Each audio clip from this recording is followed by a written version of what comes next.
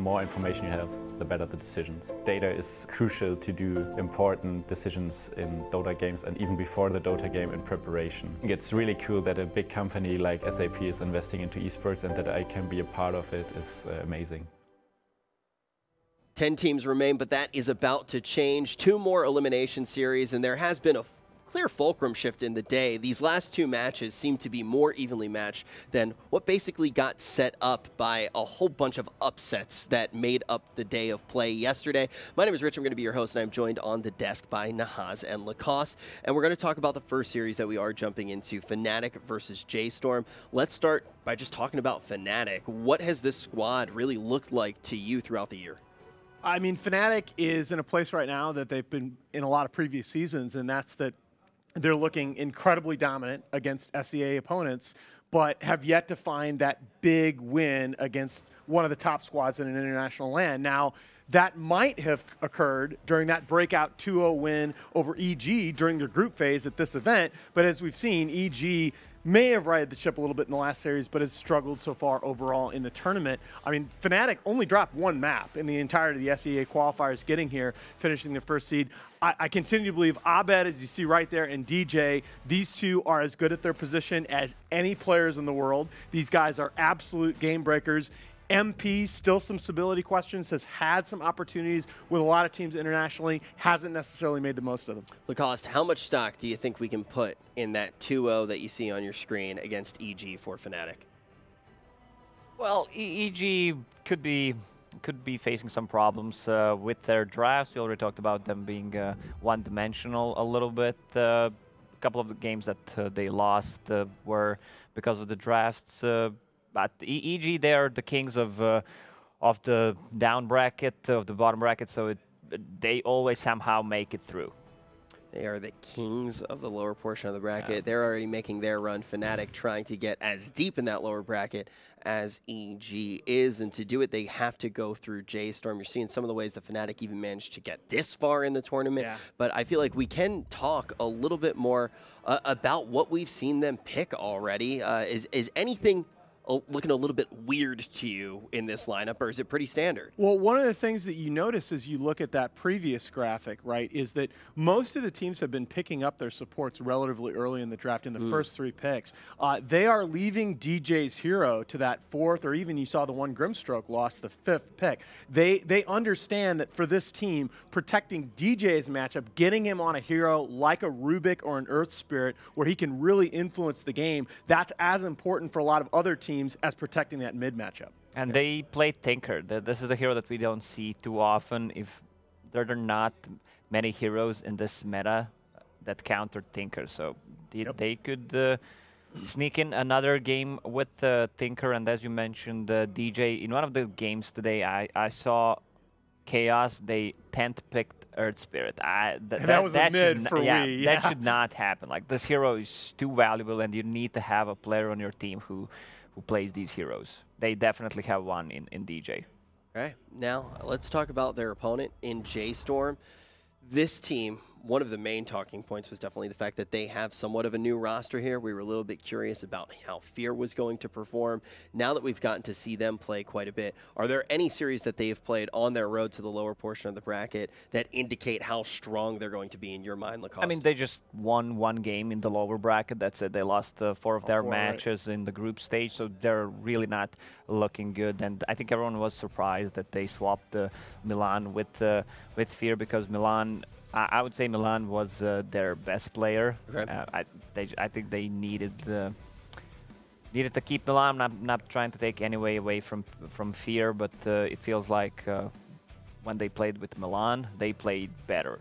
And certainly the guy that was on the highest trajectory. There were a lot of people that had him tabbed as potentially one of the breakout players of this DPC season with what he was able to bring at the 4 position. But Fear the veteran presence, and you may have seen that pay dividends in that lower bracket matchup where they were able to take out the favorites, Forward Gaming, that game looked over for them, and they were able to tough it out. I think that was the really interesting thing about that forward matchup, right? Like, you see 0-2, 0-2, and then they get into this forward matchup, and I'm trying to remember exactly if it was like the 10-minute mark when we start talking about the fact that it just looks like a statistical anomaly that they're going to be able to come back, and they managed to turtle up, get all the way to 70 minutes into this game when they really are coming online, and they don't falter at that point. And we heard about Fear talking how that went in the interview, and he's basically saying, yeah, we just finally found an opportunity. It didn't look good, and then we found that opportunity, and we're able to change the match around.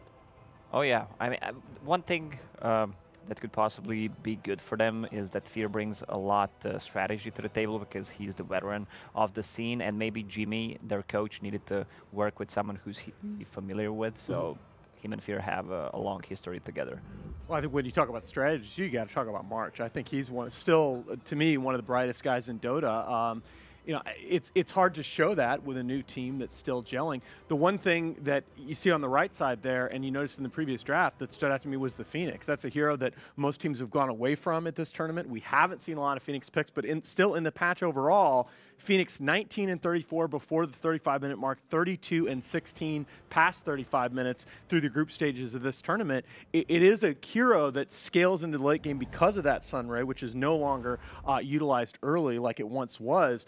But it's still a hero that I think has potential. And they pick Grimstroke a lot, and they don't pair it up with the single target spells. I saw them drafting Swen, which is, I don't think that's enough. And the OD, it looked good in one of their games, double Astral on target plus an egg. But I think you need to draft around the Grimstroke if you want to play it. A lot of teams are not doing that. They value Sven, I think, as much or more than any team here. You've seen, I think for their first 2 or 3 at least group stage games, Sven was banned first phase against them. That all the teams know that this is a Sven team. It could be a reason why they went 0-4 because they value Sven highly. I mean, we talked about the Sven in the previous days. I don't find this hero particularly strong anymore being played as position 5 because you don't get any items. Yeah, it looks good when your team is winning, but he doesn't contribute besides his long cooldown on stun and just Warcry. His ulti is not that good. I prefer to have him on position 3 where he can dominate the lane and get the items that these team fighting items that you need right now in this meta. The Vlads, the either Pipe or a Crimson Guard. Yeah, I think eventually you got to a point where I definitely agree with what you said there. And when you talk about the Grimstroke as well, Grimstroke and Sven only 1 and 8 as a support duo. They're one of the support duos that has been very popular over the last month or so. They have not done well, though, in these high-level matches. Now, J.Storm, even in the losses that we saw, they have a lot of games that are on the longer side of what we've seen in this current patch. And the victory that they had, obviously, coming in at 70 minutes, I believe it's the longest game that we've seen in this tournament. And my question for you, is that something that we can expect, Nahaza? Is this a team that's trying to play for the very late game? I think trying to play for the late game in this patch, I think having late game insurance is a good idea. It always is in Dota, but trying to play for the late game in this patch is extremely tricky. That was one of the big, to me, questions coming into this major is this tremendously quick pace of play that we saw at Bucharest, under 35 minutes average match length, going to sustain now that we have the Tier 1 teams in action here at the major? And the answer so far has been yes. The average match duration under 34 minutes here at Chongqing, even shorter than Bucharest. Yeah, and that's something that we saw even earlier today. It's something we've seen throughout the entirety of the tournament. So, Lacoste, why do you think we're getting to these late games? Is it because, with this team in particular, it's really J.Storm that's had some of these longer matches, even when they do lose? Do you think that maybe they are picking stuff that is insurance, or do you think they're going too far in the late game direction? I think when we're getting in the later stages of the tournament, everyone's going to pick maybe one more carry that can scale into the late game. So you're going to have probably 2 scaling heroes you can rely on in the late game if something doesn't go right in the early stages. And people don't want to make that many moves. You don't want to make mistakes. You just want to be sure. So that could be the reason why the games are a bit longer. While we're talking about hero picks in general here, I wanted to flag also that we've had 81 heroes picked through so far at the Chongqing Major, which is actually quite a step backward in variety compared to TI and the majors that we saw toward the end of last season. 81 heroes picked, 15 of those 81 only appeared in one match. So there's not necessarily been the kind of draft variety so far at this event that we've seen in the past. Because a lot of heroes in this patch feel kind of unplayable because there are other heroes who do better things, scale better. Yep. If you take an example, AA, like this hero does not exist because you can just buy an item. You buy Spirit Vessel and that's the hero. And I also feel like when you talk about heroes strictly dominated by others, that the short match times play into that. There are a lot of times where, yes, one hero strictly dominates another if you talk about the first 35, 40 minutes, but then if you get into the late game, another hero might really shine. When so many of the matches are this fast, a lot of the heroes just get tempoed out of the pool. And let's talk about the head-to-head matchup now that we have that rattling around in our brains, because we talk about J.Storm. Yes, some of their matches do go a little bit later. You can even look at that victory at the 70-minute mark and say maybe everybody's playing a little bit safer because it's a best of one. But we do want to take it into account, and then we want to think about Fnatic and what Nahaz said. This is a team that is doing fine regionally, but might be struggling against some of these top-tier teams. When we match them up head-to-head, Fnatic versus J.Storm, how do you think this series is going to play out for us, Nahaz? I think Fnatic has a decisive advantage. Again, this Fnatic roster is not the roster last year that was getting just continually into these ultra late game situations where Dota is just by definition very volatile. This is a team that by and large so far this year has beaten the teams that they're supposed to beat. So I think J.Storm really has their work cut out for them in this series. Yeah, and you said that before we even went live to me as well. It's Fnatic is a team that can get the work done against the teams that they're supposed to beat, but maybe when we get a little bit further into this tournament is when you would be worrying about a squad like this that has struggled against some of those higher tier teams. But when you talk about J.Storm, what do you think their best chance of winning is? I think they should adjust their drafts a little bit. You're going to see more mistakes from these teams than what other teams are doing in this tournament, especially if you compare them to, let's say, eHome, Secret. There's going to be more mistakes, so you can capitalize on that. So who makes less mistakes is going to... I mean, making a mistake in early game doesn't matter that much, but once you get to a mid game or late game, it's going to be a problem. If you're worried about J.Storm, though, making some of these mistakes early on. You already said, too, the draft could be quite a crucial place for them. And one of the weaknesses of J.Storm, I would say that they're really not a comeback team. Maybe they could Besides rely... yesterday. Yeah, I mean, that's the only game they won. And it was a best of one. Yeah, I think a lot of it is going to be on that guy on the far left of the shot. You see that Bryle. He was a guy last year that when he first started to join these NA squads and get his chance on the international stage was talked about as being a really high ceiling player, and he's facing off against Abed, who is possibly the highest ceiling mid, at least up in the top 3 or 4 in the world right now. Bryle is really going to need to show that technical skill in the mid matchup. Some key players to be looking at, but we're also going to take a look at some of our key tournament stats, and you can see it has been night and day when you compare Fnatic to the squad of J.Storm. We're getting ready to get into this draft as well, and as you heard from Lacoste, this is definitely going to be one of the more important drafts that we have seen today. Maybe some mistakes have been coming out from J.Storm. Are there any tendencies that you've seen with J.Storm where they are gravitating towards the same mistakes time and time again? I mean, they did drop every series on their way to the lower portion of the bracket until they got to that best of one. I think it's, again, I think that there are a couple of heroes that they value out of proportion with the rest of the team, Sven being one of them, that I have yet to see, at least in the official matches, why they're valuing these heroes so much. And I think they're going to need to be able to deal with the draft pressure that Fnatic is going to bring at them. When you talk about a guy like Ice, who has these heroes in his pool, like the Pangolier and the Timbersaw, that can just break the game open, you know, Fnatic J.Storm needs to be thinking about and respecting those heroes, and I don't necessarily know that they have the same kind of fear picks, no pun intended, on the other side. It's always I really hard. was not intended. It's always hard to draft against Fnatic because you have Ice, and you need to spend like 3-4 bans on him. And there you go, Grimstroke again. They just keep jamming Grimstroke every opportunity that they do have. Maybe something that Lacoste brought up, maybe being a little bit one-dimensional, but we are going to see that as a first pick. Earth Spirit still in the pool. I think it's a no-brainer here. Earth Spirit +1. Now, this is where I look at where will Fnatic stay the course, because so far they've been choosing DJ's hero a little bit later in the draft, really trying to protect that 4-position matchup. But yeah, I agree with Earth Spirit still available in the pool, and I think he plays reasonably well against the Grimstroke. Yeah, also Lich is in the pool if they want to take. This is a really strong opening. And you kind of steal the pick. I mean, yeah. DJ is one of, if not the best Tusk players in the world outside of China. Seems like they have a lot of options open here. What is it in the bans that J.Storm is trying to target if it leaves so much open for a strong opening like this for Fnatic?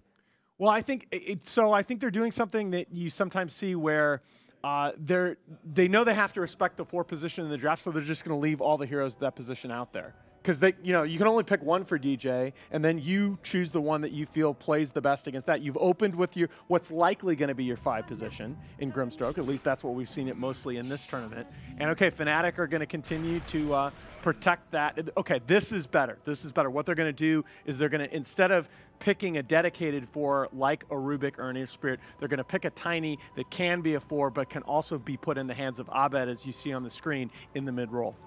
Okay, Tiny, going to allow them some flexibility, also going to allow them to hide their cards just a little bit. I like the Tiny pick as well because it doesn't show anything. It can be thrown at multiple lanes, and Earth Spirit still in the pool, Tusk still in the pool, so if J.Storm wants to pick one of those right now, they might... Sven's still in the pool. That's the big one That's for their them. hero, right? Are they going to go back to that one?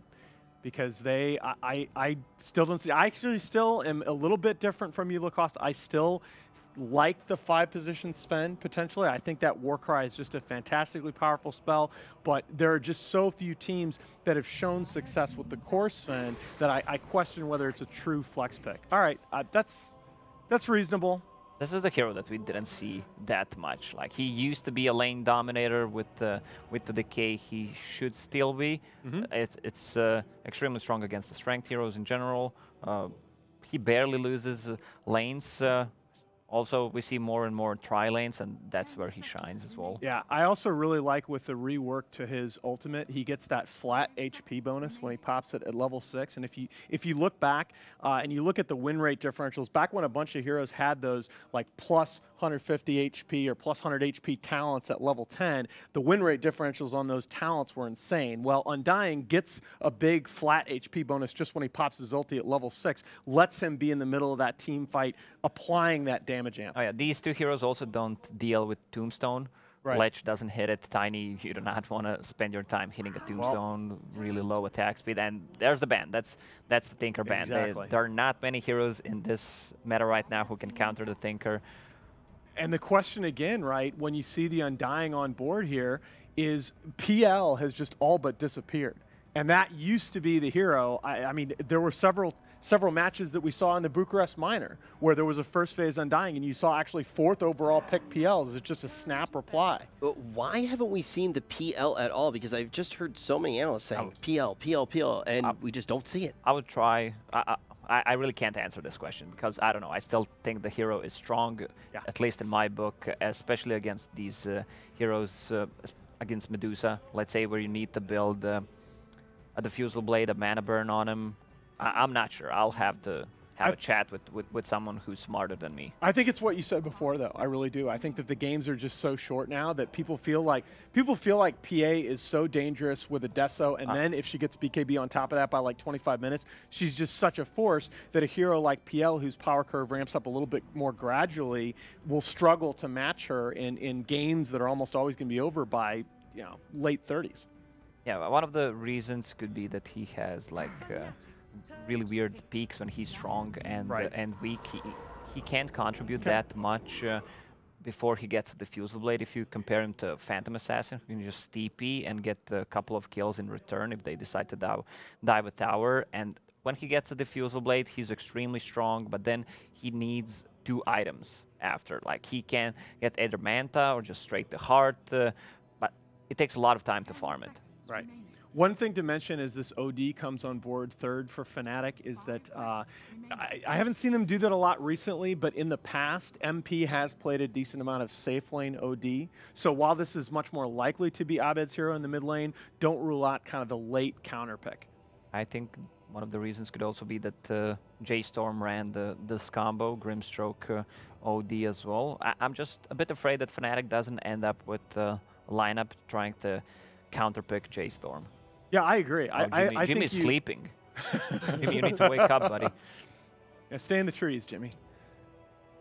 So we get the OD coming in, and this is, it seems like a clear counter pick in your mind. Does that give J.Storm a little bit of freedom here? If Fnatic's just trying to counter pick them, J.Storm just needs to get something functional on board? Oh, gee, that's not surprising. The Magnus is still on board, although at this point it more likely to be a 3-position Magnus, but we've seen naked PA plenty. Yeah, we've seen 2 actually today already without the Magnus. They have a good way to deal with PA. Sanity Eclipse, PA, one of the worst intelligence gain hero in the game. Tiny, high burst, Lich, a lot of magical damage. So far they're good against PA. At the same time, it's just I still think a big part of PA in this patch is just those huge power spikes when she gets that. Obviously, the Battle Fury build is something that you think about as well, but if she can go that Deso BKB build, and the minute you talk about PA, you got to talk about, do we have a way to deal with this 25-minute BKB timing? And instantly Fnatic counterpick the Void. That is, in my mind, definitely a counterpick. And that very well may be an off-lane Void, still obviously in MP's hero pool in the safe lane as well. Great pick, Faceless Void. The damage on J.Storm, pretty static, no burst damage whatsoever. So Faceless Void, 3 games so far, and a ton of the damage once he lands that Chronosphere. With the Sanity, just orb from OD. Also, okay, so that's the control that they needed against Faceless Void. Also, Fnatic does not have a good way to deal with Puck in this game. Unless Tiny gets a Shadow Blade, you can't really jump him if he's fast enough. He's going to get the phase shift off. And it's also an answer in terms of keeping the draft open with the Void. You know, not knowing which lane the Void is going to be in. We've almost exclusively seen the safe lane PA in this tournament. So I think it was important for J.Storm to get a core that could go in the mid or the off lane. And Frev does play off lane Puck, a little bit more likely to see Brile. This is a great ban, and teams finally picking a Doom, especially if you combine him with the Grimstroke. That's just so deadly. Only surprising thing is that how long it took. Yeah, Fnatic could play position 4 Tiny, or it could be 3 Tiny. I think it's almost like 85% to be a support Tiny at this point, just because if you look at the danger, the damage rather that you can dump into that Chronosphere already with the Lich and the OD, and then you got a Tiny that can just get you that toss back single target initiation with the pickoff potential. Like the limitation of the eHome lineup that we saw last night around the Faceless Void is they had the big Chronosphere, but they didn't really have those 2 hero kill combos. The support Tiny gives you those 2 hero kill combos where he can roam around the map with 1, 2, 3 teammates, do those tossbacks and get that pick off to go with your big team fight potential. So J.Storm thinks it's off lane that Fnatic needs, and they need an off laner or position 4 that can control this puck. So I'm thinking Earth Spirit could be a pick. They still have the last pick, so they want to see what J.Storm is going to do first. Puck against OD. I'm not sure we saw that matchup. I think it'd be one of the things that I think is at least on the radar here is you just go the support Tiny and you go the Ice Timbersaw, and you just have so much damage that you can dump into that Chronosphere. Timbersaw has been one of the heroes that's the favorite of Fogged and a few of the other analysts. It just screams Timbersaw right now. They can't kill heroes. J.Storm static damage. If you How do you- survive yeah. through initial burst from Puck, overtime damage from Venomancer, you need something that builds into a pipe this I mean, game. to be fair, it could equally well be a Tide or is Centaur? No, Centaur got Centaur's banned banned. first phase, but you know, Timber or Tide, I think both the J.Storm have a hard time killing. Against a hero like a Venomancer, you just need a pipe, maybe even exactly. Not Crimson, Guardian Greaves carrier. But Timber could also work. So wait. Do you want to see the Timber here for Fnatic? I think Yeah. Sure. Timber's the pick for me, but I think the strength of this Fnatic draft is it's pretty open, and I think there are half a dozen heroes that you pick, and I'm still going to favor Fnatic. Okay. Also, I do want to ask, because when I was actually looking at some of the stats for a lot of the heroes that we've seen so far at the CQ Major, Faceless Void has an incredibly high Yes, win he rate does. when it is actually selected. We Right. don't see it all the time. What about this hero has given him such a high win rate when he actually just get locked in? It's just the team fight potential, and he's a flex pick. He gives you huge team fight potential behind the Chronosphere and guaranteed way to control those BKB carriers. I mean, there are drafts that you get forced to pick Faceless Void last because you have nothing anti-BKB. I have a hero. Underlord could be a great pick. Oh, like yeah, all okay. these All right. auras, also more damage. Is he and- better than? He might be better than Timbersaw. That might be better than Timber. Wow. Okay, all right. Timbersaw No, it Timbers. is. I shouldn't have doubted myself. You both got that one right. I honestly, I think Fnatic has this game. I think this is about a 3-1 outdraft. Really? Yeah, I think this is. I think J.Storm is going to have a hard time killing anybody. Again, you pick a Grimstroke and you don't have a single target spell that you can use. I'm not sure what's actually happening. I don't think that the hero is that strong besides laning stage, leash mechanic, and he has no escape mechanism. So and this is a free Timbersaw game. And every time that you have looked at the Grimstroke and you said a single target ability is missing, I will say that team has lost. It's not. I mean, it's not complicated. Like, the Soulbind is a very big deal for this hero, and if you have nothing to go with it. So once again, another big problem coming in J.Storm's draft. Guys, we're going to be jumping into this best of 3. Keep in mind, J.Storm has not won a best of 3 yet. They got one best of 1, but if they cannot get this one under their belt, they will be sent home. Man, Richard, that's a really depressing way of starting off this series. We wanted to be positive in this. We did? Well, I wanted to be positive in this. It's actually like, if you want to bring up some history as well, these two teams actually faced off in the last major when we were in KL, and it was in exactly the same round, almost exactly the same position in the lower part of the lower bracket, and it was 2-1 to Fnatic. Yep. But J.Storm started off strong. They won game 1 in that series. They also had Milan playing in place of Fear. So They did. So far, they did obviously take that one game to make it to this round, but they did lose all 4 games in groups. Still probably tough to say whether or not this is a better team, but it's pretty much the perfect series to demonstrate whether or not they've grown, right? It's also a great series to demonstrate if the overpowerness of PA is able to be strong enough to carry through this game. This is, like, the panel seemed to be very heavily in favor of Fnatic. Free Timbersaw game was the quote that I shall take from them, but, like, we've also seen PA yesterday. Like, it went unbelievable out of control from Nisha. They also don't... It's a good Timber game, don't get me wrong, and Ice is one of the best, but you do have certain answers. Undying's new ult does 7% of your current health per second to targets next to him. You have Puck and Veno. They do output a ton of magical damage, as does Grimstroke, and a Silence is always Timbersaw's bane. However... It's tough, right? It'll hit this critical mass. The side of Fnatic is this team that if you don't, let's say you don't kill this Timber, but you tried, you're going to lose 3 or 4 now. And all of a sudden, maybe it's getting snowballed. Whereas if you manage to take him out, perhaps you continue rolling through the enemy side. It's very much a seesaw back and forth based on if you actually land that kill. And you also have the Astral to defend in addition to the Lich armor. You got Chrono. It's a very difficult and formidable Fnatic side. Yeah. It seems also very simple to execute for them. Like, this isn't rocket science for Fnatic to get it off. Yeah.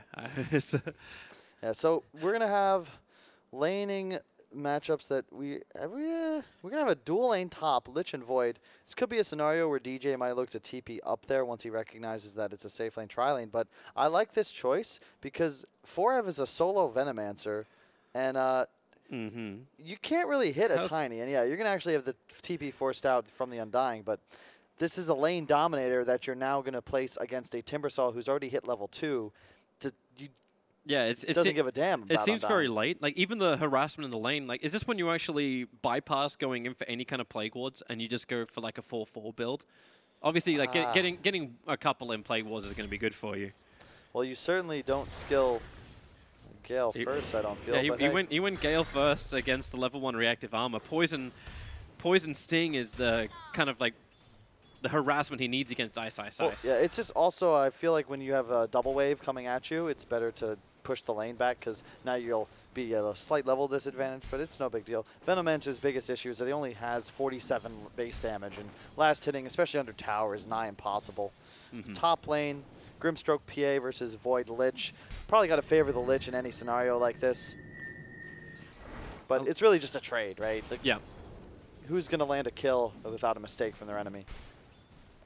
Yeah, that's why I'm keeping my eyes on the bottom lane as well. Watching March as well as DJ just having this small little duel to battle for the lane equilibrium, blocking up any kind of pull camps that is possible. But while they're having their own duel, it just leaves Timber versus Venomancer having a 1v1, which seems to just be the perfect thing for Ice. Many times, Fnatic or any team that Ice has been in, if Ice has a good game, you have a good game. It's almost like that VP way you say. It's like no one has a good game. VP have a good game. I actually feel like J.Storm, their one issue as a team, and this is partly because it's just not that mature of a lineup yet, is that Bryle effectively always goes mid. Thus, you don't have that same lane versatility that a team like Secret would have, where Zai would, in a certain game, perhaps take his talents middle. Initiation up on top. Lich, however, is Lich. Stick charges as well as the Frost Shield. They're going to toss Moo in so deep underneath the tower. J.Storm, that was, Yeah. So the concern you have bottom is that this is a harass heavy lane, whereas when you play against Timbersaw, ideally you want to threaten burst magical damage and preferably have a hero with a lot more last hit damage so that you can freely trade, much like we see teams do against enemy Darkseers. I would really prefer a Puck in this bottom lane. If you check out his base damage, it's pretty much 20 higher than Venomancer. Yep. And I just don't know. This is going to be a completely free ice game in the safe lane. Yep. And it seems to be like free game for everyone. Looks like March is going to deny himself up. Simple way back to the fountain. And then TP out. He has to head towards this top lane, which has turned into a tri lane now for Fnatic, which Undying is good at if they're grouped up together. But it feels like Fear's influence is very negligible to try and protect the PA. Top 3 CSs on the board do belong to Fnatic, and the mid kills Abed. He doesn't have a lot of life to survive. Imprisonment can't come off in time. It had 1 second on cooldown, so Bryle just outplaying Abed in the mid. Not something you are... Well, at least I was expecting to say. It happens. Abed does go a little deep at times. He almost gets that last hit or kill first, but well played by Bryle to juke and Fairy Fire the 2 hits. This is pretty big for the Puck. He was a little behind in the laning phase, and if you hit 6th first, all of a sudden 1 rotation could potentially land another kill on that Abed OD. That actually allowed him to afford his bottle too. So Bryle's going to have a lot better regeneration against the OD Puck, thanks to Illusory Orb. It's a lot easier to move up and down between the bounty runes, between the runes on the river. Bottom lane, DJ has the mango ready. Forev could be susceptible here. While they go up on top lane as well against Jabs.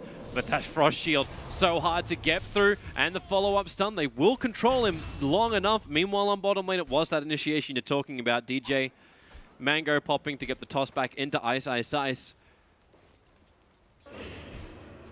So heavy commitments from J.Storm up on top, but it still feels like I don't want to say it's a ticking time bomb because I don't think the tick goes that long. This is a short-range clock. Yeah, the key for J.Storm is just going to be to play away from the Timbersaw and punish the Abed OD. A lot of teams make the mistake of trying to kill Timbers. That's really what they're looking for. Ideally, you want to just plant someone there. You have a couple of heroes that can effectively pull creeps and kill creep waves to prevent the tower pressure. Grimstroke Puck, notably. Veno can, but he can get dove, much like we just saw if Tiny ever backstabs him. Dream calls out over on Arbet. TP Sports coming in from Grimstroke and the movement in from March. Now finds the kill. Fear completes his TP, but now with the two supports being in mid, Mu is totally abandoned up on top lane. And he's already been pushed underneath his own tower. There's nothing to jump over to. So with a Frost Shield up, Mu goes into the trees.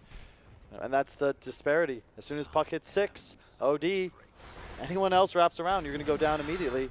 Really well done by Bryle. No way to run away from this. TP supports were already used to go towards the mid lane, and you know Ice Chakram's off cooldown in 1 second time. With stick charges, he'll get the kill onto Forev. Yep. Very simple positioning, and this isn't something that Ice messes up. Yeah, this is a signature hero for him. This is what the panel was talking about. This is the 10th pick hero for Fnatic, right? This is the win condition. He has a completely free game. And yeah, the Puck is winning middle, but you're in a scenario now where Venomancer's no longer really able to play the bottom lane. Timbersaw is level 6 and unkillable. What's Forev supposed to do? He is a level 5 Venomancer with brown boots. Yep. And you know eventually, like, space will be created. MP hasn't hit level 6 just yet, but you've even got the basic synergy that comes from the Lich and the Faceless Void. It's old school. It's Chrono Chain Frost, but you catch two heroes inside that. There's no other choice but for them to die. And there's no real save from J.Storm. Like, J.Storm's save is a soul rip from March. Yeah, and I love the way Fnatic has played this thus far. Their DJ... he understands where he can find kills. You can't go middle, Puck ain't gonna die. Yep. Up top, maybe you can make something happen, but now that the Undying's there, you don't want to be anywhere near that hero. So just camp bottom. Forev does a nice job. He places that ward on the high ground to ensure he sniffs out that rotation, but I expect DJ will just maybe look to pull, maybe toss Timber in, who knows? This was like the ultimate indecision March. He's like, do I walk towards Lich or towards Void? They both have observer wards on top of each other watching that top bounty rune. That's why both were playing this kind of like do-si-do inside the jungle. Yeah, but look, again, I look bottom, though. This is problematic for J.Storm. The game is even in both the middle and top lanes, but Ice is just completely free-farming as he takes this bottom tower. Yep. And they're not even just looking to accept the free farm. So J.Storm pressured the top tower. Frost Shield makes it difficult to push down the tower, but that's why they Dream Call. Go for the kill over on Jabs, and then Orb up. They see MP. Tombstone was dropped. But now MP will come up. He's going to look to try and get this. And March, okay, they'll get the denial on it, so at least there's no money from this. But the bottom tier 1 tower brought down already by Fnatic. J.Storm need to get the rebuttal. Issue. It's a good play from J.Storm, but can they actually do this? This tower's going to get denied. They fortify up. That's keeping the catapult alive, and MP actually doesn't even go for the denial. It's Forev who's being attacked by Ice now behind the tier 2 tower on bottom lane. The concern is that Bryle had to spend 2 minutes top to secure that move, and all of a sudden that advantage he'd acquired against Abed disappeared because there was just a level 4 Grimstroke middle trading CS. Yeah, there's 200 net worth that separates them. Oh, another Avalanche out. Forev, no support's coming to him. It's like he's been abandoned on this lane. Ice chains through, finishes him with a Chakram. But Fear was looking for a kill in mid. He was looking for the OD while that was happening. That's a tier 2 at 8 minutes, and I can almost guarantee you Ice's next maneuver is to transition to the top lane and do the exact same maneuver. And is there any answer? Like, even if they bring all 5 heroes in, can they actually get through the Timbersaw, who is, you're seeing him very close to completing up his hood, plus having the extra bracer, and they're even giving him a triple stack to farm up. They are just amplifying Ice. Okay, no, they're gonna let Arbed take it. I like this move. It's what we saw yesterday in that eHome Secret game where the Kunkka had this 6 Ancient stack. And you're like, that's great for Medusa, and he took it himself. I think this is the right play because the OD is the one suffering, and when you're playing a Timbersaw, you want to take the most aggressive farm possible. Let the safe CS go to your hero that's a lot more susceptible. He even prepped up the second stack. That was 2 triple stacks that Timber damaged and let the OD finish off. And now he's instead of 200 gold behind the puck, he's 200 gold net worth in front of the puck. Yep, this is really well done. This is how you play Timbersaw. You pressure your lane as fast as you can. He gets 2 tier towers in, about 9 minutes? He's going to do the exact same thing top. And at a certain point, J.Storm, how do you stop him? J.Storm are just going for the kills. They find Jabs. It was the Observer Ward that was down from J.Storm that gave him the information, and even the jaunt over Arbed. Won't do much with the puck in the top river. But it bought more time. Ice now grabs the bounty runes at the 10-minute mark. It'll be split 2-2. But with it, the hood is now up. This Timbersaw feels unkillable with the magic damage of J.Storm. We were talking about this actually before in the draft. I was like, can J.Storm actually burst down the Timbersaw? Not anymore. They were meant to, right? Like it was meant to, like, it comes online, but it comes online late. But it seems like J.Storm coming online with magical burst damage to the Timber is now even later because this hood's so early. The Spirit Vessel. Ice knows it.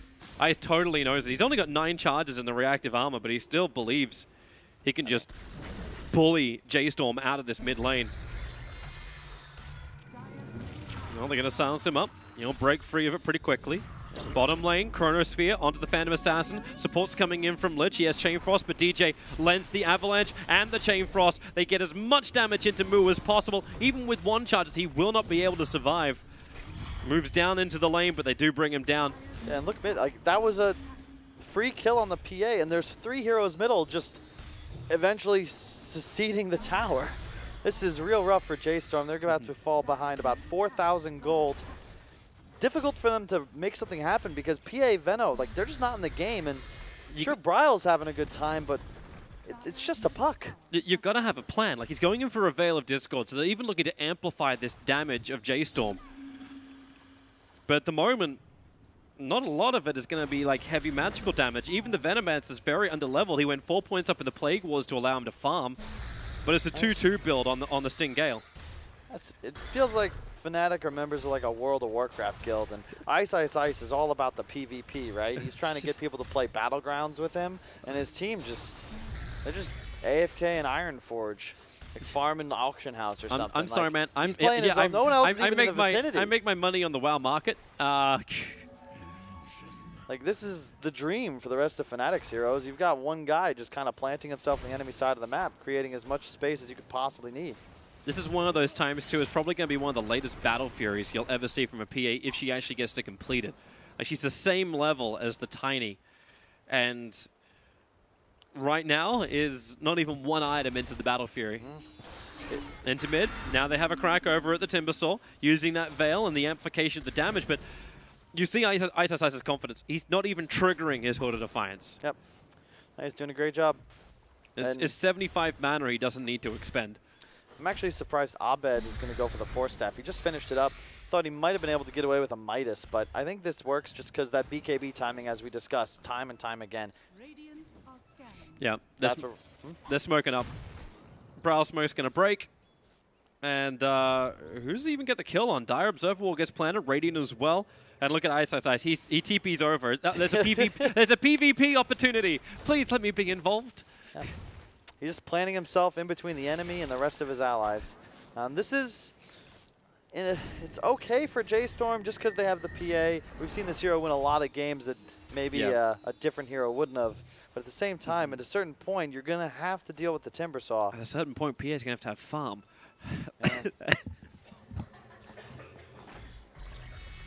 Ice is just running after the puck. He's going to get coiled. The Spirit Vessel is up. That could be enough. There's some way to help him. On bottom lane, though, PA dies again. Ice, Timber chains away onto his side of the river. And Tiny, now he's even picked up a Blink Dagger. March is running away. He drops the Tombstone, but this just will end up being more money into the pool of Fnatic, pushing them up to a 6k gold advantage 14 minutes in. Yeah, as I apologize for dying.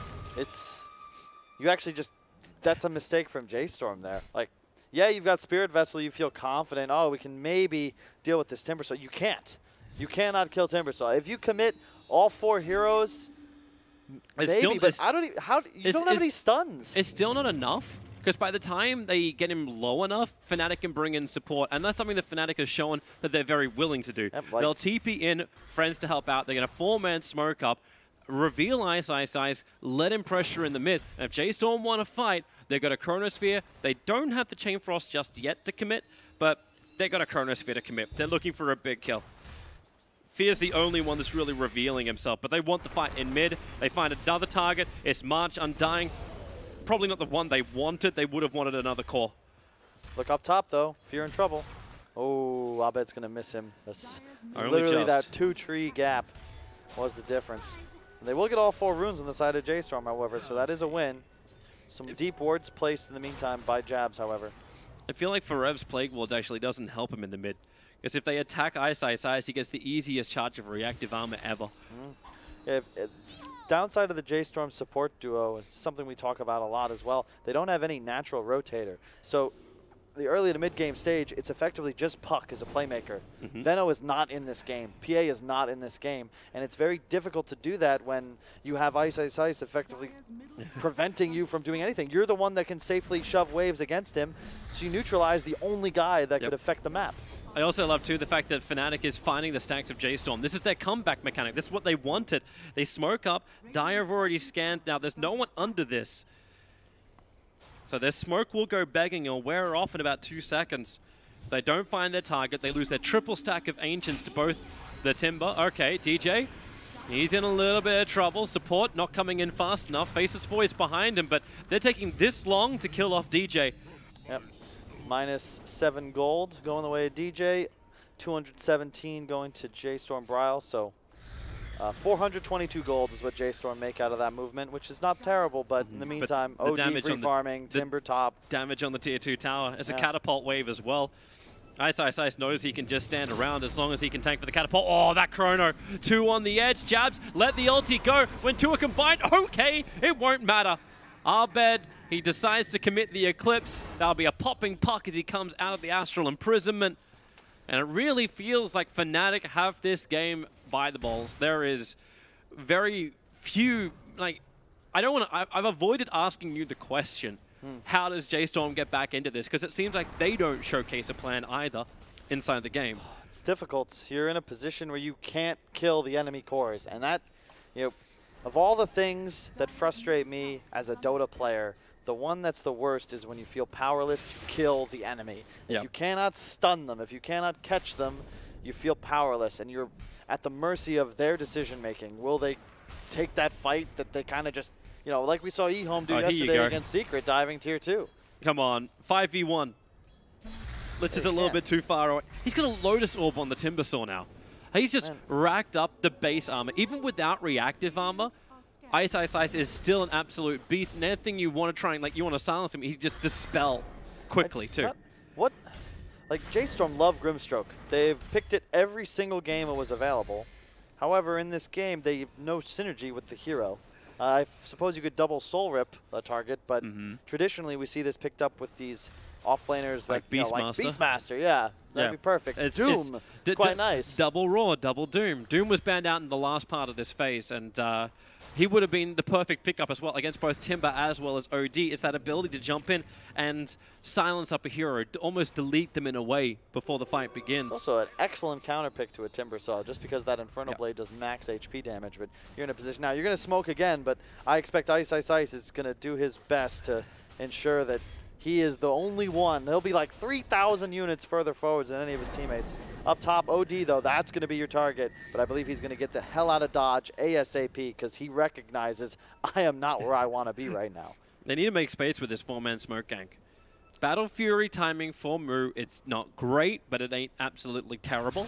Abed moves back, TP support instantly in from the Timber. Jabs gets initiated on, he's like, okay, fight. Sinister Gaze back March, the Tombstone gets dropped. Now the Soulbind silence is there on Timber and OD. It's a cheap version of a Doom though. And meanwhile, Tiny is actually hitting the tier 3 tower on bottom lane. He never left bottom. He got 7 waves while this was going down. Mu, of course, in that smoke, not farming for that full minute. And I love how Ice is playing this. It's the 3rd time so far we've seen him immediately teleport once J.Storm revealed they're trying to make a move in that area. He knows his job. He is going to bruise and battle any moment he can and frees up the rest of his team to pretty much do whatever they please. J.Storm back against the wall. Collect these bounties if you can in 30 seconds. Continue making space. You will be in a position. They're going to try and gank Abed.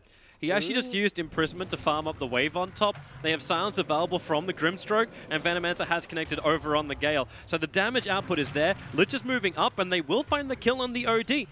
That's a little bit too far out of position for Abed, and they have some kill potential on one of the big cores. That's a lot of money, except Fear's the one who claims it. It's the Aether Lens factor on Fear. You got that silence off from super long range. Is this the reason too why like maybe they pick him up? You look at Fear's quick. Oh, okay, Chronosphere, Puck, Chakram would be enough with the Avalanche to get the kill. In fact, Ice even kill secures it. But Fear looks very far ahead. He's got a Scythe queued up as his next primary item, and then into. My concern, I don't know how you ever kill Ice though.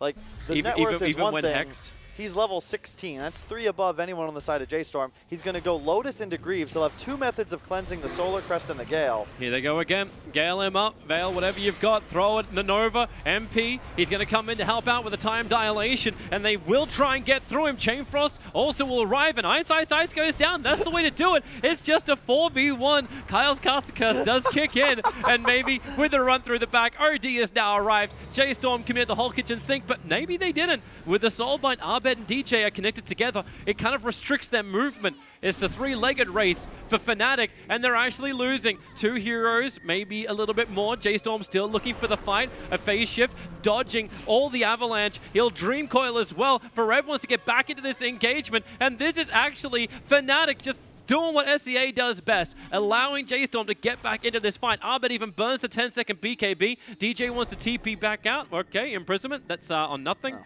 They are away to safety for now. You're welcome, viewers. We didn't want to see a boring game. I ensure, of course, that thank you, Timbersaw does go down. Yeah. And Purge isn't the one we thank. We're it's back Kyle. into it. This is what we're talking about, a nice close game of Dota. The Spirit Vessel is the big factor there. Ice tanked nearly an entire one, and even though he does have a ton of regen, 60, that Spirit Vessel takes it all away. And I can't believe how far away his squad was at the time, but that's the Veno factor, and this is something we're going to see J.Storm look to do as this game continues. Long fights. Let the Veno poison tick. The Spirit Vessel charges. The PA daggers. All of their cooldowns are quite low, with the exception of the Coil and the Nova. Tombstone too, of course, but their sustained damage output is very high. And if they can bait out the Fnatic, the ODBKB, the Chrono, it's now much easier to kite around, maybe win that fight. And it's buying space. It's buying space for what we kind of thought there was going to be no space for, which is the Phantom Assassin. It's been a non-stop farm game, trying not to be involved in the engagements. PA's building into a BKB, and is only 1,600 gold away from completing it. But Fnatic, they are very strong. Good blink away from Bryle. Dodges the attack. You got to question, you know, game was very slow, but was it too slow? The way Fnatic played this, when you consider just how far ahead Ice was, you're at a point now, PA is the Battle Fury, soon to have a BKB. Ooh. It's going to get harder. They're going to take the fight again. A jump in, a silence, a dream call. They're going to need extra reveal. No, he'll actually break free of the Invis, silence out, make sure there's no Chronosphere. DJ into the back lines, and Ice TPing down, but Faceless Void is already down for the count. They want to get the kill on Bryle, but this Puck has been so elusive. A quick phase shift, he did get connected on, so he doesn't have the Blink Dagger away, but that's why Orb is there as well. A reason why Puck is continuously picked up. So elusive, great for pushing back out the lanes and creating more space. Yep. And I really like the itemization. If you check out 4F, he's going straight for that Aghanim Scepter. The Puck went Veil first into Bots Blink Dagon. You're going to have a metric ton of magic damage. And this was never meant to happen, looking at the game. It does feel a bit weird. I feel maybe Fnatic lulled me to sleep a bit. Unfortunately, it did not have that same effect on J.Storm, and you're at a point now where the Puck is between many times. He's just going to continuously clear waves. PA is going to continue to farm and clear waves, and going up high ground into a Venomancer Grimstroke at this point. Yeah. Like 4Ev's had that 90 GPM talent ticking for quite some time. This is why Fear's really happy. He got the level 10, gets 90 gold per minute, and the money starts rolling in. Supports can be more efficient. But now Fnatic do something which you kind of expect them to kind of move towards anyway. To ensure that J.Storm is getting some level of momentum, also cannot take it with the Phantom Assassin. They need the Roshan. And bear in mind, the way Fnatic itemized, they are not accelerating optimally. Ice when pipe Lotus into Greaves, this is not a Timber that's going to be this massive source of damage output. He wants to Void went Mask, Shadowblade, OD, 4-step BKB. They're all in on this idea. They're going to fight now. J.Storm, you got a PA with Battle Fury. They actually also have, the best building hitter right now is Tiny. like Faceless Void also went for Hunt style. It's this Mask of Madness combined with the Shadow Blade. He's then going to go into BKB. So it's, again, all surrounded around the team fights. Nice Sentry Wall from Brielle, so he's able to see DJ on the hunt. But then you got OD, a well-renowned crappy building killer, and Timbersaw probably just as bad. So even when you've got that frontline tank with the Greaves of the Timbersaw, it's difficult to survive. The BKB is now on the PA, so enabled to battle against the OD, and that's the primary target. Yep, you're gonna also need to have, you need a big Chronosphere on the side of MP. That seems to be how Fnatic will really be able to take a decisive fight. He got that one in mid, around the 12-minute mark, but it's been quite some time since we saw him really have a massive game impact. And you can shove lanes on the side of Fnatic, but now you have Aegis. Like, what's your move? How are you gonna actually create chaos, find some sort of opening when J.Storm seem content to just play this slow-paced game? They're at multiple corners of the map at the moment. And they know, like, later on, like, this may actually be one of these games where you get the +7 seconds Poison Nova and the 800 AoE, because you know you'll coat everyone from Fnatic, even though the wards make it very difficult to push high ground. Oh, yeah. The J.Storm defense looks to hold, at least for the moment. I know we're talking about level 25 talents on a Venomancer, but this game has slowed a lot. And bear in mind, this latest patch increased the Poison Nova damage. I don't think it increased the Scepter damage. That'll still be 110 when maxed out per second. But bear in mind, that's 18 seconds of 110 DPS before the talent for an extra 7. You're talking about post-talent, you get an extra 2,500 or more magical damage. You get an extra 5.17 damage from the 110. That's terrific. The intelligence for the spell amp, of course. And there is a Veil on Puck, so J.Storm, obviously, they know what's up. They understand their win condition, and Fnatic, you're going to have to use this BKB timing you're at with your OD pretty soon. Otherwise, you might just find yourselves in a game that lasts forever. Yep. And they don't want that. Puck's already pushed in the top lane so much. PA is getting more and more space, looking for a bit of a fight. And it goes, PA's defensiveness is going to get even better with the triple stifling daggers. Yep. And then the crits, then Lich starts to worry, like if he can stay alive, which is not something I no. Just look at MP farming these Ancients. Look how slow this is. You have complete map dominance as the side of Fnatic, but their advantage has been 3K, even though J.Storm has been sitting in base. This is the downside of itemizing this defensively, this much for the mid game. No one invested. No one's all three scaling. Are you saying like all three are basically playing the same role? It's like, you know, I'll be that tank during the team fight. I'll survive during the team fight. No, it's just that there's like OD, you know, in an ideal world, in a great game, you'd love to be buying like a Midas, maybe a Kayayasha, perhaps a Blink at some point, although that's a bit weak in a game against Veno. Void, no problem. Maybe a Battle Fury, maybe a Maelstrom. Timbersaw, Bloodstone, Holy Locket over Pipe. Like, there's items you can purchase that allow your net worth to increase exponentially. And none of them went in that style. Thus, their lead really isn't growing, even though they look. J.Storm is in their base. But they're not like when we watched VP yesterday in a game where they were utterly dominating. They were going up 1,000 gold like per minute. It felt.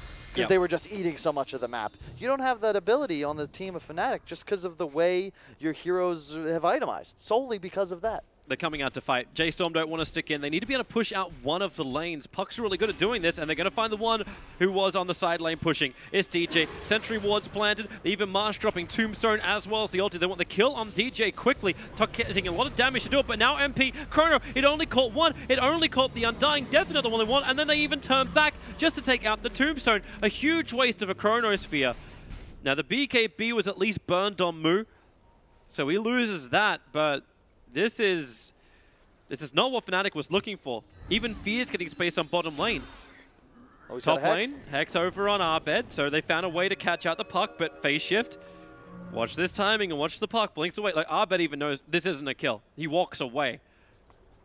But Puck will jump out and just take out the next creep wave too, so they're creep skipping. They're delaying this beautifully. Ice is going Crimson Guard next. I mean, I get being a tank, okay? But it's like, you ever see one of those bodybuilders in the gym? It's like the definition of diesel, absolute unit, but you know the man never stretched, so he can't put his arms above his head. Unfortunately, my neck muscles are so big that I just cannot turn. At what point is it, are you here- tanky enough? Here you go. Arbeb, the target that they're looking for to bring down the OD is the one who, with sustain, could do a lot of damage in the team fights. While Timbersaw was having his own little battle against Fear, he couldn't claim it out. OD now burns the BKB, building up the intel, but the damage output, they have a lot of it, but when PA just jumps on the OD, well, they have none of it left anymore. Fnatic lose 2 for 2. ISI still up on the hill. They want to silence him up. Look for any kind of crits. Dream Coil is still not used yet. DJ wants to try and stop up something. He's just waiting around under the cover of his own Shadow Blade. I'm so confused, Toby. I don't know, like, I'm not sure if I have the wrong read on this game, like, when we hit, like, around 10 minutes. If Fnatic's playing this very strange. Void is top, showing in lane with no Chronosphere, and Abed is walking up a high ground, like, to Hex. I think we both had the same idea, and I think it's where we both got caught, is the fact that we didn't think the Timbersaw could die. And then we thought the Fnatic, once they had that, he didn't need to, but it was that fight around the tier 2 tower in the mid where Ice got picked off and J.Storm started getting items then. Well, I get what you're saying, but I don't know if that really affects the game state. As soon as he respawned, they went and did Roche. It's not as if J.Storm gained some more map control. It's not like they suddenly started smoking forwards. It's just that Fnatic can't do anything anymore. Their timing seems to have disappeared. Even though they're 4,000 gold ahead, I've seen so many PA games. He's got a Deso now. He's got triple dagger, and you don't really have any real initiation on the side of Fnatic outside of the Chrono. It's still a very winnable game. Oh, yeah. But MP's got to come through big. This OD can still play. Like, we haven't actually seen a combination from Fnatic, and that was the other confidence I had, was the fact that MP's Chronosphere, combining with the Lich, combining with the OD, combining with the Timbersaw. The fact the panel was saying it too. All these things need to sync together. But right now, Fnatic, they're kind of worried about their side lanes. It's what Bryle, I actually think, has been one of the most instrumental parts of J.Storm. This puck has been very elusive. And I'm not even saying he's just been pushing out the side lanes, even though that's what he's been doing.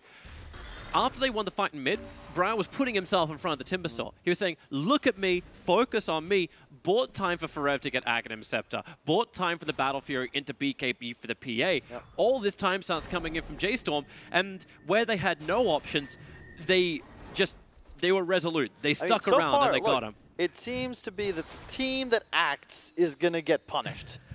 We saw J.Storm smoke ineffectively, I think 3 times. The strategy of hang out in base, boys, and under our wards has been very effective. Fnatic's controlling 75% of the map at the moment, but but they're not moving ahead in net worth, and they're not moving ahead that much in experience. They've kind of established that lead previously, but J.Storm looks so damn strong because they're hitting these high levels. The triple stifling daggers there on the PA, who has the Desolator, building into the Basher. We have seen how strong a level 25 PA is, just a buffed up PA is. She will have enough to get through Timber. I like the decision from Abed. He's got Blink queued up. I think you need some sort of ulterior initiation outside of the MP, Chrono, and DJ. You gotta like surge forwards, find that initial kill, and then Chrono next target. But is the Blink going to be enough? With Mu going for the Desolator plus the -3 armor corruption, this OD's only walking around with 19 armor. Like, he's going to lose half of that. Yep, and you see Ice switched up his items. He's going for Shivas now instead of the Crimson. I think that's the right move because it's just too late for that item to be effective. Yeah, you'll reduce the ward damage, but at this point, it's the magic damage and the PA that counts. And blocking 50 of 1,400 damage crits is not really going to help any of your squishier anti-heroes. Yep. I still can't believe the Venomancer has more net worth than the Void. Yeah, and Fear's got a Hex. So we talked about lack of Soulbind synergy, but it's the GPM. Hey, Grimstroke's got a Silence. He's got a Hex. I mean, maybe he can do it all himself. Yeah. 4 have so close to level 18 as well. That's a huge timing for the side of J.Storm. So Roshan is going to go the way of Fnatic. J.Storm will not be out here to try and contest it. I say that MP's having damage issues inside the pit. He got bashed up and actually tried to time walk off the damage. Has a regeneration rune, the only reason why he's got more life. But this is another big weakness that we've already been flagging from Fnatic. Their damage output is really, really low. Hard to kill Ancients, hard to kill Roshan. Man. But they're not coming over J.Storm. They don't want anything to do with this. Brawl push out bottom lane. They can continue to delay Fnatic. And what's Fnatic going to do? Force high ground? Yeah. That feels like almost the worst thing they could do right now. Yeah. And who's winning this game is somewhat dependent on who you believe will win this in the mega late game. But I would point to J.Storm pretty much not doing a damn thing aggressively for the last 15 minutes is proof that they're very confident letting this go as late as possible. They didn't even think about contesting that second Roshan, and I don't blame them. It's like, hey, we just wait up. We still need levels on people. Ferev doesn't have the +7 duration on Poison Nova. He's taking some time before he's going to get to that level 20. March doesn't have the double tombstone yet. He's still not level 15. But space gets created. Brawl's on bottom lane, pushing it out. And that's why I wonder, like, Fnatic, okay, they're getting BT's level 2 on Tiny. DJ becomes the split pusher. That may be the way that Fnatic goes up. And you've got to kill the PA on the side of Fnatic. But you how? got two things for J.Storm. They need to get a big Venom ult off. They need to keep their PA alive. Puck can't die without casting spells. If they can do all of those things, I feel like they should be able to win any sort of engagement. On the side of Fnatic, you gotta kill Moo's PA. You take him out of the equation, and all of a sudden, the physical damage of J.Storm disappears. But there's a Grimstroke. He's got that double Hex available. You're fighting into March, a Soul Rip behind. Like, Yep. I mean, March, you know, love the guy. Check out the items. What a trooper. Boots, stick, and observer and sentry. My man. He is. And look what's queued up. Nothing but observers and sentries on the Undying. That's all it is for Undying. He has absolutely nothing. But surprisingly, still What? 1,000. No. Wait, no. Oh, really? there's a bait. He's trying to kill him. It's the Dire Observer Ward. He needs more friends. They smoked up here to try and get the gank before, but he waited for Bryle. March, he did. He was patient. And now they get the jump in. He Moo will do the work. too? And Tiny is going to go down. Yeah, he has bots level 2. Hell? He was split pushing. Dude, today has been real weird for me, okay? I don't want to get into the details of what's happened in my life, but this game, I'm starting to question a lot of things. Yeah. In case anyone's worried why we're a little negative, it was a bit of a rough morning for us, but Kyle, what? just breathe, bro. You're okay. You're okay. Like, think happy thoughts. Like, what? Sprinkle the pixie You're dust. in a position, second star to the right. Fnatic, Then straight you're onto having damage issues, man. Like, you don't have a Vlad's, but we've got bots too? Yep. And now he's going to go in for a BKB as his next item. I don't want to seem like, I hope I'm not being too harsh on Fnatic. I'm just kind of disappointed. Like, this team has so much talent. Abed and DJ had... I haven't seen anyone this triggered since I watched Winter, just looking at the Dusa, Manta, Lincoln Sphere build. It's they're just so good, man. There's so much talent on this team. DJ could have played with 15 different Dota teams at the end of this split, and I think he made a good decision. Fnatic, on paper, such an incredible lineup. I just don't know if they're reading the game and their win conditions properly. And again, the more I say this, the more I'm utterly convinced that they'll end up winning this game. It'll probably take them all of they'll win it in like a minute. This is the way it works, right? Like any team you think is behind is now going to start winning. Here's your BT's level 2 being used by the Tiny, going on to the back of MP. As, there's Plague Wards around everywhere. And this is where J.Storm, even if you don't have your Observers and Sentries up, which they've had a very hard time having up, you've got Plague Wards. Oh, also... Forever's great vision game. He had a gem. I forgot to comment. I was too distracted by the top left item slot. Yes, there's a gem now on the Grimstroke. Or wait, did they even a base? It's on Puck. Okay, that's the right decision because Puck, not only can he check high grounds, but as we've seen time and time again, very difficult to take this hero out. And you got to be careful. MP might show top, and if he shows top, they'll know we have teleported because he showed bottom previously, and then all of a sudden J.Storm's going to beeline for this bottom lane and Radiant jungle. I love how J.Storm as well, like their primary target has been, it's been DJ. Like, he's the only one that's been able to gank because he's the only one that's been pushing a little bit further forward. It's that calculated pressure. But coming out underneath observers and sentries, they need that Puck to actually start looking around for yeah, okay, there you go. Orb sees the observer, needs to get rid of it. And the gem is so important. In a slow game like this, a gem is an invaluable tool, and to give it away to... They actually have one observer ward, which will time out in 30 seconds because they lost that one on bottom. Like, Puck and Bat are the two heroes I'd say are the most suitable to carrying gems. Like especially once he hits level 20. You're waiting for the 420? No. He went the Waning Rift cooldown instead of the Illusory Orb distance and speed talent at level 20 on Puck. I like that decision just because it's more damage, and Silence is incredibly effective against heroes like Timber, Void, and OD. So. Especially when Timber's trying to break free of it. Also, I will also flag the fact that he's completed up a Halberd now and put Radiance into Quick Buy. Now it's going to be Scythe into Quick Buy over on Timber. There are so many hexes arriving in this game. I suggest if you are currently watching this and you do not have a fresh supply of water, please grab yourself a beverage. We're going to be in for a long haul. Because even if you push in and you win a fight, you're probably not going to see a rack stack. Yeah, there's no building damage on either team, really. Like, J.Storm has it through the PA. Like, that's kind of where they get theirs. But at the same time, keep in mind, J.Storm have taken 2 Tier 1 towers. The Tier 1 tower for Fnatic in mid lane is still standing because they've controlled this map so much. You have a heat map of like how much has Fnatic been dominating the map so far, and it's still gonna be like 75% the way of Fnatic. Maybe more, maybe 80. Even if you get some kills, like the high ground defense of J.Storm is pretty insane. You're going to have spam Venomoids, and I love this choice from Forev as well. He went for the blink. There's your heat map of Timbersaw. You see everywhere he's been. Mid, bottom, top, everywhere I could possibly go. But J.Storm's in their base. Like, what's the play? It's like, it feels like it's not siege towers that Fnatic has built, but actually just another castle. And they're yelling over the ramparts, hey, like, leave your castle, guys. And they're enough. I don't want to go out there. I don't want to go out there. It's too scary to go out there. I'm scared of the dark. I'm scared of like the druid spammer. This is surreal. This is one of the weirdest games of Dota I've seen on this patch because it feels like neither team is really confident to take the fight to their enemy. Well, remember, Fear hasn't left the river. Like he has not crossed the river. I am surprised though that he's at least been that far over. Okay, bottom lane, he's come over a couple of times. That's still the trees. He went around the river. It's not the same. Oh, ink dilutes, man. Actually, no, it doesn't. It just floats on the river. He could actually take over the river. Does it? Yeah, ink, like ink wouldn't go into water, man. It'd be like putting oil and water together. It's gonna separate. As I was gonna say, I just didn't know if they had different densities. That's weird.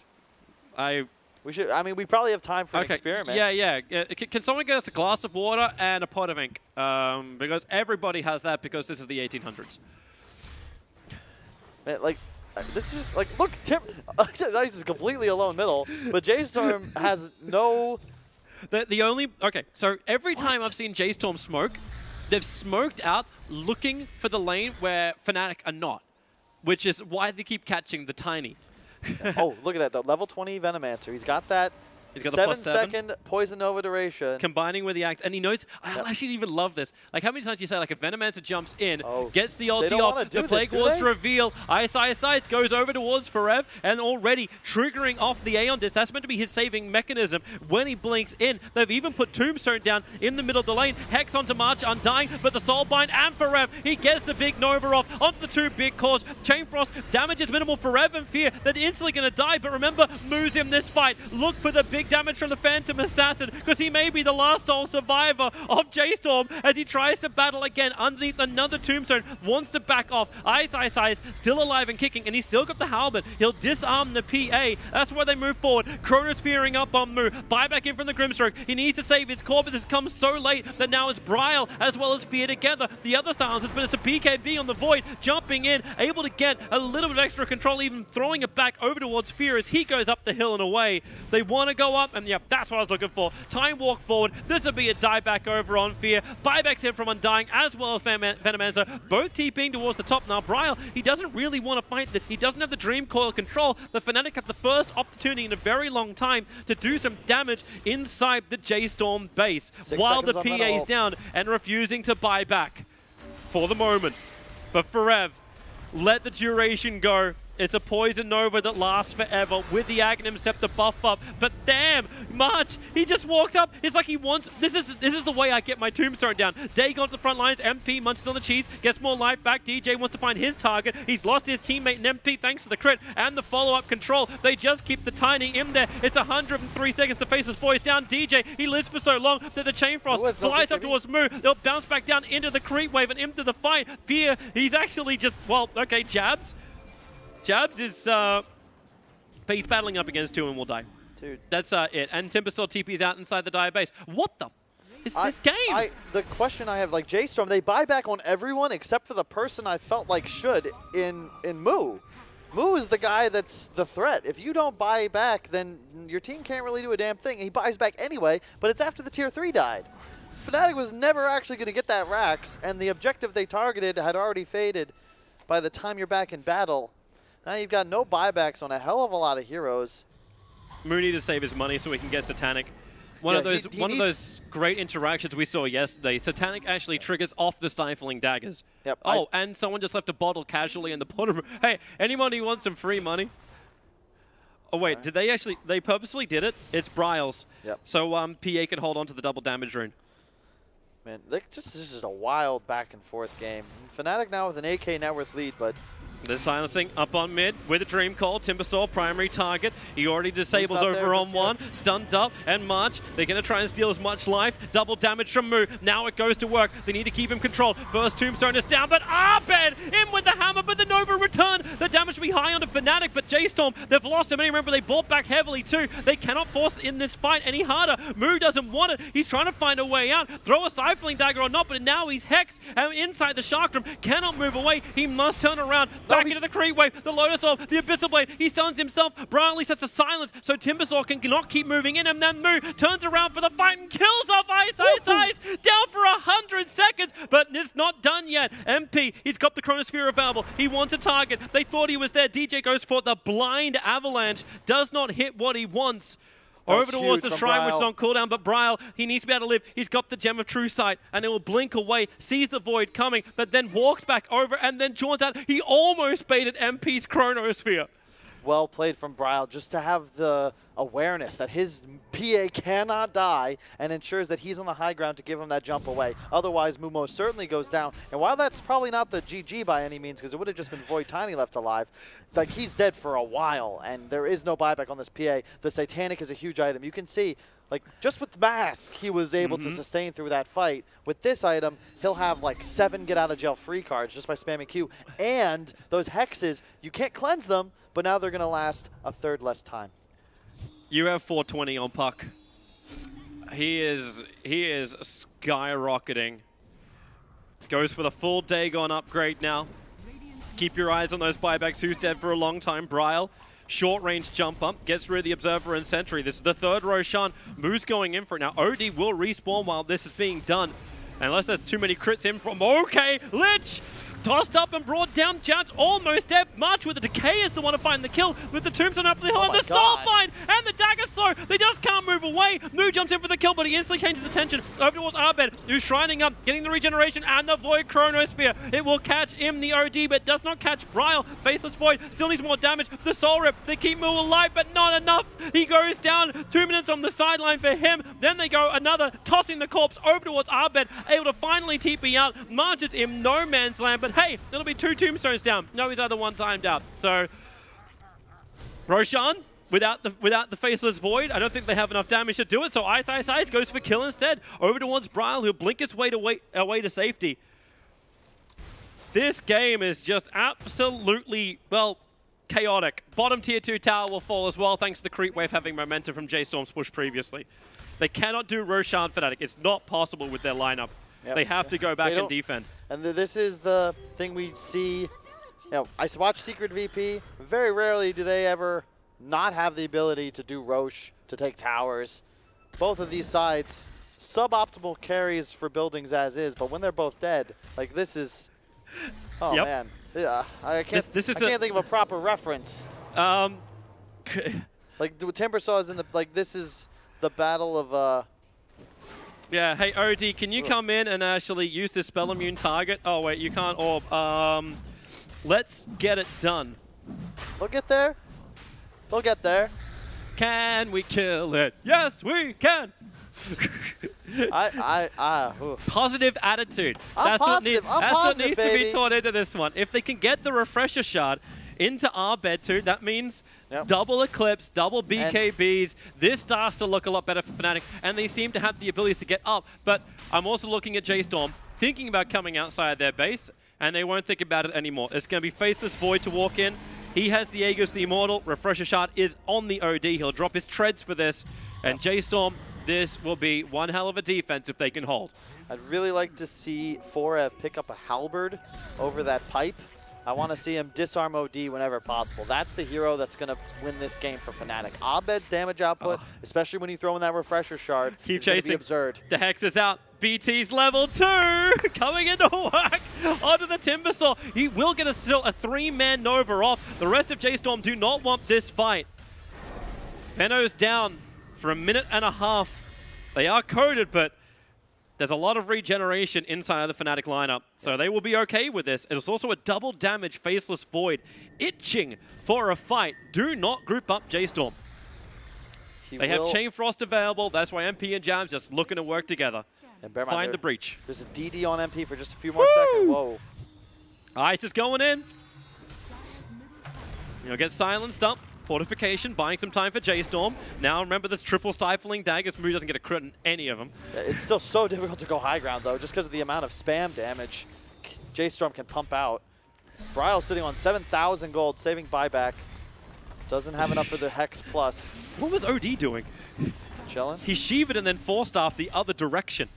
So if mid-Rex goes down, this still isn't the game. The game is in the team fight. The game is in having all 5 heroes dead. But MP, as well as Ice, focus on bringing down that melee Rax. Got 900 HP on it. Veno still down for 25. A big counter. And they're just going to let this happen. No reason to try and fight. Just continuously stifling dagger, wait for a good opportunity. March should be trying to steal some life, but that's why Ice, he Timber Chains in front of the fountain. Yeah. There's just no defense.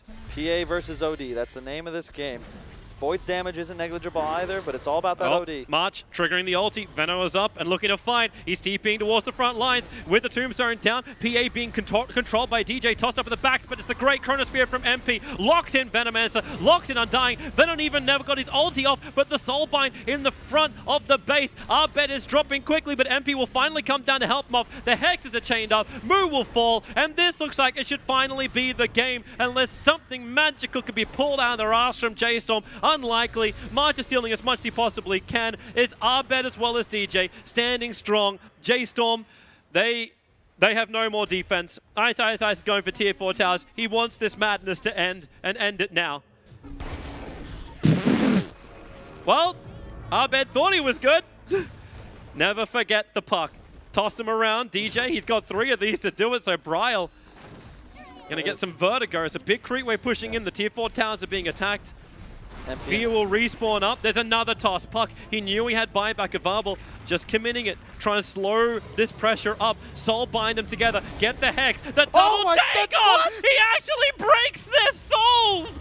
Looking for more. Puck hexed up for the moment. He needs more time. He needs to phase shift. He can't do it. It's a dive back in from the Puck. The combo looked cool. The combo looks nice. The Eclipse will drop out. But this really is the game. Grimstroke is alive in the base. Abed is diving in deep. He wants to make sure the fear... No!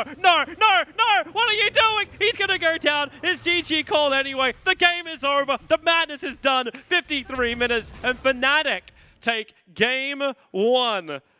I want to see if that's expressions of glee, disappointment, or just endurance. Or confusion. Or confusion. You can go for that. It's like, hey guys, hey, how do we win that game? Both teams executed their game plan, and it came down to buybacks. That, you know, PA at that last engagement did not have one. Forev getting picked off bottom so that Fnatic finally has the confidence to move up and look to start threatening the base. Yeah. What a fun game. I got nothing. I got great game by Fnatic. Well done to J.Storm for hanging in there. Yep. An immovable object met another immovable object. Fnatic take the victory. What a great game. Thank you, Carl, for the description. Let's see if game 2 is going to be any different.